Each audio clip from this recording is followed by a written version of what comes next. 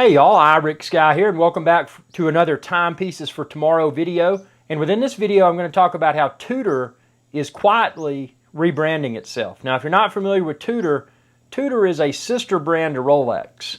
So Hans Wilsdorf, that created Rolex, he also created Tudor. And not to misquote Mr. Wilsdorf, but it was basically that he was creating a more affordable Rolex. And that's what Tudor was when he created it. That was his vision for creating Tudor, and that's quite different from what Tudor is today. So within this video, I'm going to talk about how I feel that Tudor is rebranding itself kind of behind the scenes.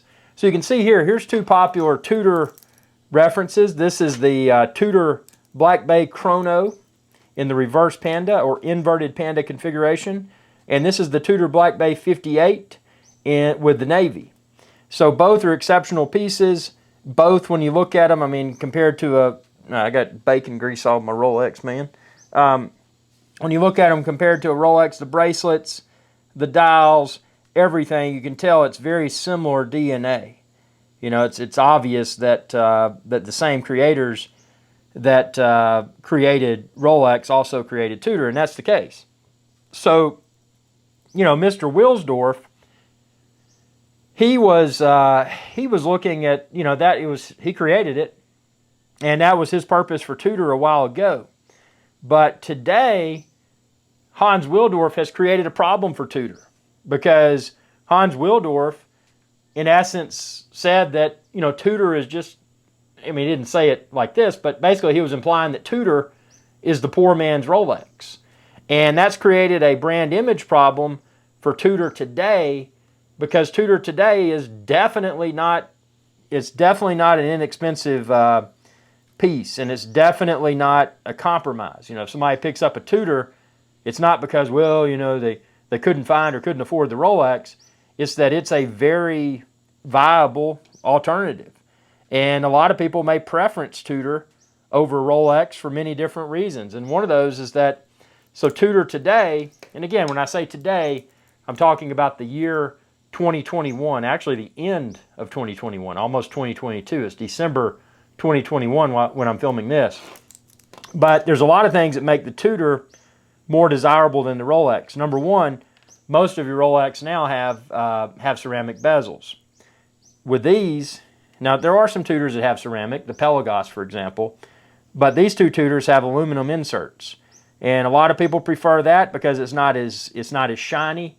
It probably will develop a pleasing patina, and it has a more vintage look. So that's one of the reasons people may prefer a Tudor over Rolex. You know, as you can see here, the Submariner I've got, it's got a ceramic bezel, which I like. I mean, you know, there's variety is a good thing, but a lot of people may prefer Tudor because most of your Black Bays are, well, actually, I'll go as far as to say actually all the Black Bays, at least currently, are using aluminum. If they have a bezel insert, it's aluminum.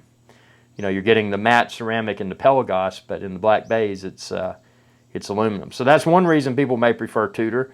Number two, people may prefer Tudor because Tudor, you know, they're not as stringent about sticking to the historical design. Whereas with Rolex, I mean, you see a Submariner, yeah, there's going to be different variations. This is a 40 millimeter, for example. The current reference Submariner is a 41, so they make subtle changes, but to see them on someone's wrist, you know, most of your people wouldn't even be able to tell the difference. Whereas with Tudor, you know, Tudor can really step out and change. I mean, they're going anywhere. They're doing, you know, whatever they want to do with their watch designs. And recently, since they've created the Black Bay series, they're doing an exceptional job, in my opinion.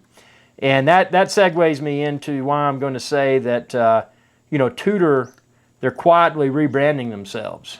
And the reason they are is that, you know, they realize they've got a perception problem. And that perception problem was created by Hans Wilsdorf himself. So the Tudor of today is not the Tudor of many years ago. You know, many years ago, is that, okay, well, you know, I'll get a Tudor now, and then maybe when I, you know, have a few successful business ventures, then I'll pick up the Rolex. It was kind of the entry point into Rolex without getting a Rolex. But today, that's not the case, and that's why, in my opinion, Tudor they're forced to rebrand themselves because they can't have that stigma associated with them. Because, for example, you know, people that are shopping, they're not shopping for a Rolex, but they're shopping for possibly an Omega. And then they see Tudor. And a lot of people steer towards Omega because they're like, okay, well, I think Omega's better because, you know, isn't Tudor just a less nice Rolex? You know, they question that when they hear the brand Tudor. And that's not the case with Tudor Today. Tudor is I look at it as an extension of the Rolex watch offering. You know, with Tudor, you're getting designs that Rolex is probably never going to push out. You know, Rolex has the core designs. Sure, they'll release a few new dials. They released the Sky Dweller.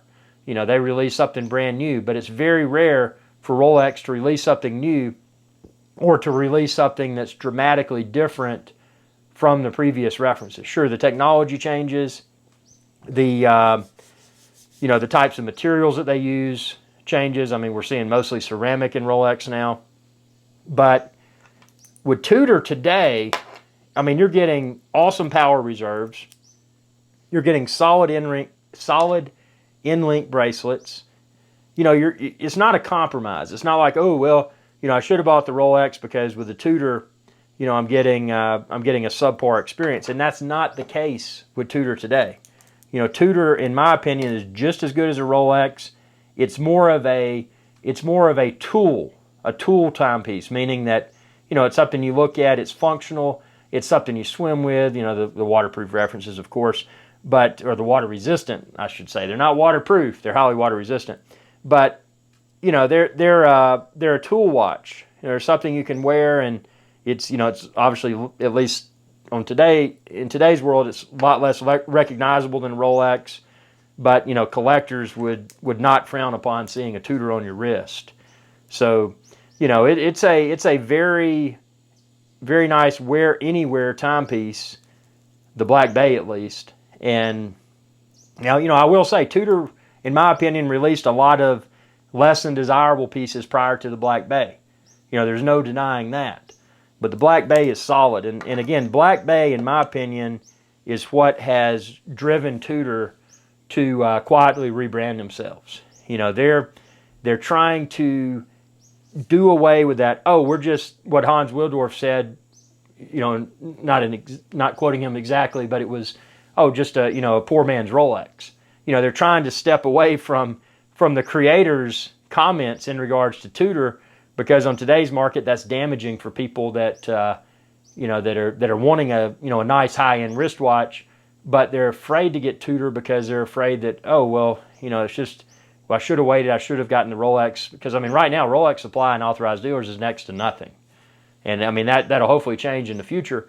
But if it does, you know, will it ever be a situation? Probably not. In the past, I mean, you could go into an authorized dealer and you could negotiate a significant discount for a brand new Rolex. And that's not the case today. I mean, number one, they don't even have any stock. But if they do, there's probably not going to be any discount. So, you know, times have changed. But again, that's helping to fuel Tudor as well, because Tudor, although they're in high demand as well, the Black Bay, but, you know, they're somewhat available. You know, they're not as hard to source as Rolexes are on today's market. So, you know, Tudor realizes they've got to do away with this stigma, and so I see where this is going. I mean, they've got the ambassadors, they've got the people that are that are I guess the younger demographic, this, that, and the other, the soccer players, all these people that promote Tudor. But it's not just a younger person's wristwatch. I mean, these would be great for all ages. You know, old people, young people. You know, it doesn't matter. I mean, these are fantastic pieces, and it's a situation where, you know, Tudor is, in my opinion, is about to replace what was once the entry-level Rolex price point. You know, those entry-level Rolex references will probably no longer exist here in a few years. You probably won't see a truly entry-level Rolex. That'll be replaced by the Tudor lineup. And when I say it'll be replaced by the Tudor lineup, I want to go as far as to say that the Tudor lineup is not just going to replace the entry-level Rolex price point, but I do see Tudor continuing to expand their references, and we'll probably see a lot of higher end Tudor references as well. And we've already seen that. I mean, we've seen some, and I'm personally not interested in it, but the Tudor, is it the Black Bay 58 or the Black Bay that's in gold? I mean, it's not my thing, but I mean, that's signaling that Tudor is wanting to step Tudor into the very upmarket segment as well. I mean, not super, upmarket is a tough word to use within the wristwatch industry, because upmarket to some people would be, a few $1,000s, but to some other people it may be hundreds of thousands of dollars. So that's a word that I use very loosely. But I think that it's safe to assume that we'll probably start to see a significant amount of Tudors that are at that higher price point. Above, I would say above the price point of the new entry-level price point for the Rolexes, like the Oyster Perpetuals and that sort of thing. So it's, go do your own due diligence and tell me what you think within the comment section below, because it's obvious to me, at least to me it's obvious, that Tudor is quietly doing this. They don't want to, number one, they don't have to push or promote their brand. I mean, this is not like somebody in front of a car wash with a sign saying, come in, get your free car wash. They don't have to do that because they are Rolex's sister brand. People often assume that Rolex, even people that aren't watch collectors, assume that Rolex is the one and only and the best wristwatch brand in the world. So, you don't have to sell people on the Rolex brand. And even collectors appreciate Rolex because it is a quality timepiece. Sure, they have great marketing, but it's hard to say that there's any sports watch that's better made and more iconic than the Rolex. I mean, that would be hard for a collector or someone that doesn't even really know anything about watches. The only thing they know is what they've seen in marketing campaigns. But Tudor being the sister brand of Rolex, it's only natural that Tudor's popularity will continue to increase. And obviously the Rolex authorized dealers and the boutiques and most of the authorized dealers often also carry Tudor now. So there's that immediate exposure. People that are shopping for the Rolex are like, well, God, I didn't know, what is Tudor? And then they find, oh, okay, well, it's made, it's a sister company of Rolex, and it's like, they don't have to sell the brand. But people that are somewhat knowledgeable when it comes to wristwatches, and they're afraid of that stigma that it's just the second tier of Rolex. That's the problem they've got to fix, and the problem will fix itself, and that's why Tudor is quietly fixing this, because they don't have to say anything to fix it. All they got to do is keep putting out quality pieces, quality references like the Black Bay, and continue to improve upon that. Maybe add a glide lock, maybe bring some to market that have ceramic bezels for the people that want ceramic instead of aluminum. Once they do that, I'm convinced that once Tudor brings the glide lock equivalent to all of their Black Bay, and they also bring the ceramic bezels for people that prefer ceramic bezels, I think it's going to be a no-brainer that Tudor's just going to continue to step out of that negative stigma. And with that being said, I mean, I wear a lot of different wristwatches, but when I wear a Tudor, I obviously don't feel that I'm making any sort of compromise.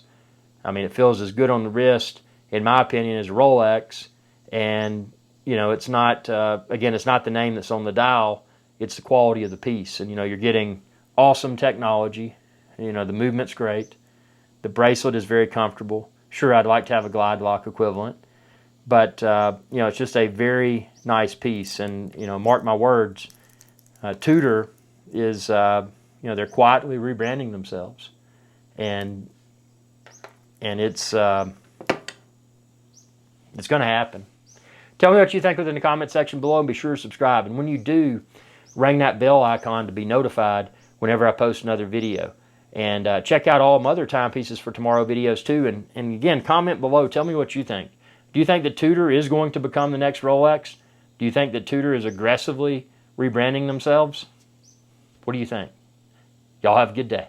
Hey y'all, Captain Irix Guy here. I hope y'all enjoyed this video. If you did, please be sure to subscribe. It's youtube.com/Irix Guy. And ring that bell icon when you do to be notified whenever I post another video. Thanks for your viewership, and y'all have a good day.